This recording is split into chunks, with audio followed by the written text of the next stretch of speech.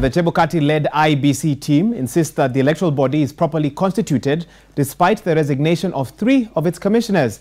The commission's chair, Wafula Chebukati, and commissioners Boya Molu and Professor Molu Guliye have accused their counterparts of resigning for losing a vote that sent CEO Ezra Chiloba on compulsory leave. They have also accused the 3 of refusing to hand over their offices despite their resignations.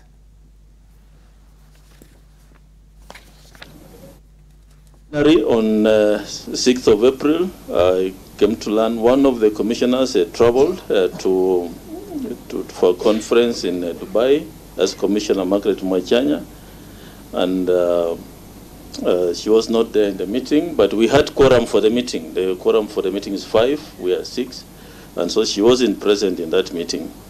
It's also equally surprising to me that she is also citing the same meeting as a reason for her resignation, which to me still I also don't have an understanding of why she would want to resign because of a meeting which she didn't attend.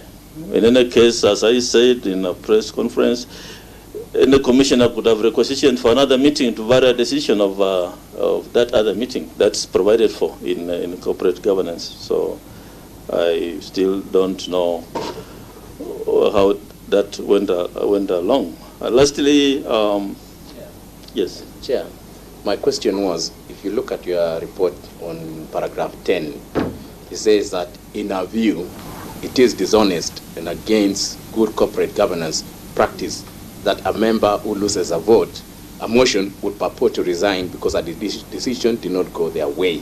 It appears there could be other motives for the said resignations which are not clear to us.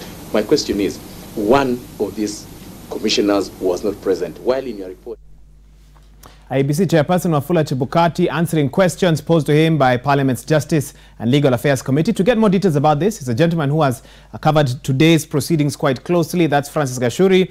Gashuri, good afternoon. I want to understand from you, how do these remaining commissioners led by, of course, Chairperson Wafula Chebukati justify this statement?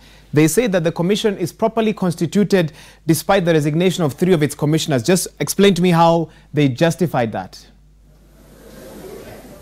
Well, they're quoting the Constitution and they're saying that the Constitution requires that a commission has a minimum of 3 commissioners and a maximum of 9 commissioners. So on that point, they are spot on in terms of the Constitution. However, the IEBC Act provides that there must be a quorum of at least 5 commissioners when members or commissioners are meeting for a plenary session. So while they may be constitutionally constituted, they can also not function in terms of plenary sessions. And these plenary sessions are where the commissioners meet to deliberate on policy issues that the commission intends to undertake. So while they are in office, there are some functions that they cannot be able to undertake. So by and large, Wahiga, you can say it's a catch-22 situation, because while they are in office and they claim to be in office, and constitutionally so, there are still other functions that they cannot be able to undertake.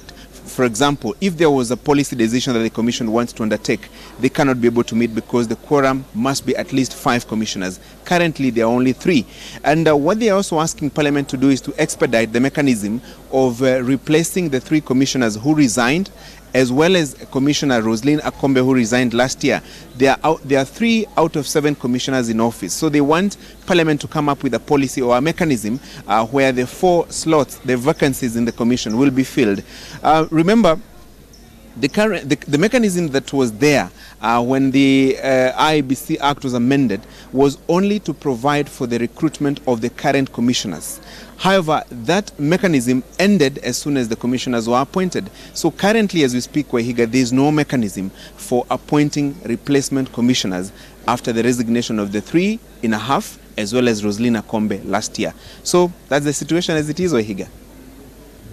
The commissioners leave that meeting. Did they look convinced with the answers that were given by the chairperson and the commission? And of course, what happens moving forward? Well, Wahiga, the members of the Justice and Legal Affairs Committee were taking the 3 commissioners to task over how they are functioning and the public uproar over the situation at the commission.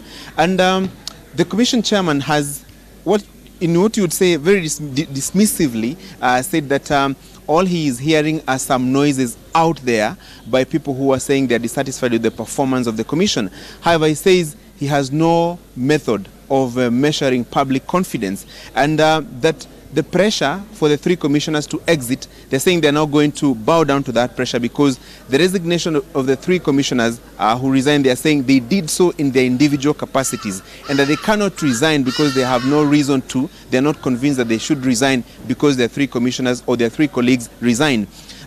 One member of the committee, Japhet Mutai, even posed a direct question to the commissioners that if they were to be given an exit, package, would they take it? And Professor Abdi Yakub Guliye, one of the commissioners, said they were not ready to answer that question now. So that is the situation as it is, Wahiga. On one hand, the commissioners are saying that they are going to remain in office as they wait for the recruitment of the replacement commissioners. On the other hand, there are those who are saying that the commissioners should exit and pave the way for total overhaul of the constitution of the commission and reconstitution of the commission. So that is the situation as it is. But also, Wahiga, more interestingly, the chairman says that the resignation of the 3 commissioners is purported, because he claims he has not seen the resignation letters, though those resignation letters were sent to President Uhuru Kenyatta, who is the appointing authority in this case.